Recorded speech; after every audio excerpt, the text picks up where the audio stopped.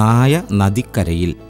ഒരു നായയ്ക്ക് ദയാലുവായ ഇറച്ചിവെട്ടുകാരൻ ഒരെല്ലിൻ കഷ്ണം നൽകി. അവൻ അതും കടിച്ചെടുത്ത് ഒരു പാലത്തിലൂടെ നടക്കുകയായിരുന്നു. അവൻ പാലത്തിൽ നിന്ന് നദിയിലേക്ക് നോക്കിയപ്പോൾ തന്നെക്കാളും വലിയ ഒരു നായ ഒരു വലിയ എല്ലിൻ കഷ്ണവുമായി അതാ നദിയിൽ നിൽക്കുന്നു. വിഡ്ഢിയായ നായയ്ക്ക് അത് തന്റെ തന്നെ പ്രതിബിംബമാണെന്ന് മനസ്സിലായില്ല.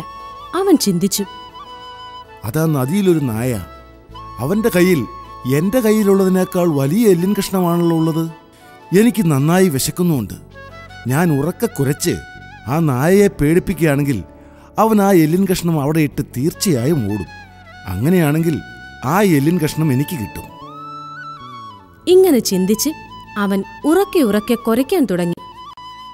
വായ തുറന്നപ്പോൾ എല്ലിൻ കഷ്ണം അവന്റെ വായിൽ നിന്ന് നദിയിൽ വീണു. അങ്ങനെ അവന്റെ അത്യാഗ്രഹം കാരണം അവന് വിശന്നു നടക്കേണ്ടി വന്നു. അത്യാഗ്രഹമരുത്, ഉള്ളതുകൊണ്ട് തൃപ്തിപ്പെടണം. കേട്ടോ കൂട്ടുകാരെ?